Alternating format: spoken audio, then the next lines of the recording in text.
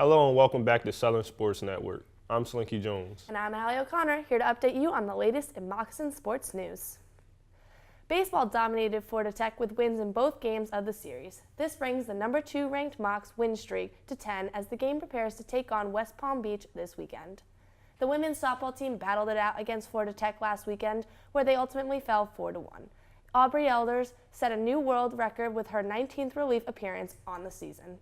Senior night for the men's lacrosse team did not go as expected. A late game comeback was not enough to stop Florida Tech as they beat the Mocs 15-14. However, the women's lacrosse team did better as they hit the road to take on Belmont Abbey and Lenore-Rhine. The Mocs took home 2 wins after devastating their opponents by at least 10 goals in each game. This week we got to take a look at how the inaugural season of esports went from player Will Fisackerly. Take it away, Megan. I'm here with senior esports athlete Will Fisackerly. Will, thanks for being here today. It's a pleasure to be here. So esports is a relatively new sport. Can you tell me a little bit more about it?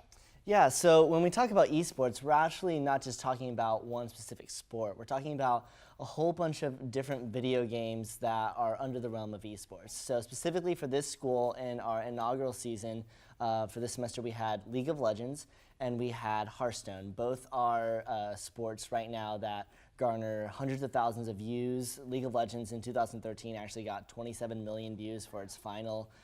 Huge prize packages, and the other 2 sports that we're going to be bringing in the fall are Rocket League and Overwatch.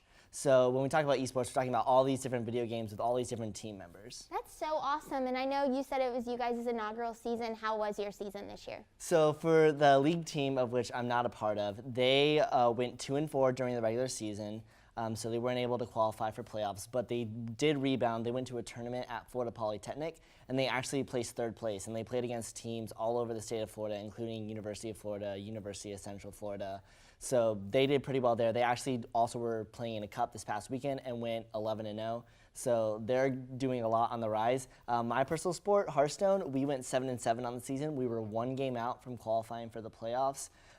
It was definitely a little bit more brutal playing 14 matches over 7 weeks, but it was a lot of fun, and you know, being a senior, it's just sad that I'm not going to be able to do it again. Yeah, and I know that it's your senior, but it's rumored that esports is going to be scholarship athletes next year. Do you know anything about that? Yeah, so for scholarships in the esports realm, there are a couple different colleges that have varsity programs like UC Berkeley, like Utah, that actually offer scholarships. And as of next year, part of the recruiting, since esports will be under the athletics department, they'll be able to offer scholarship to athletes. And it'll probably be more so for the sports that require a lot more strategy and a lot more time to be involved with, so probably something like League of Legends.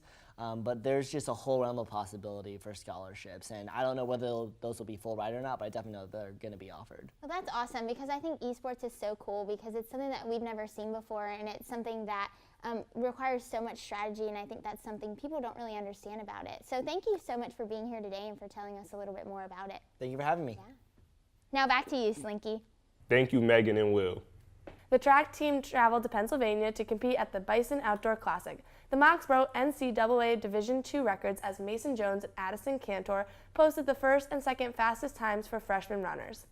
The women's golf team played in the Sunshine State Conference Tournament over the weekend. The Mocs started slow but came back strong in the 2nd round, ending in 7th place.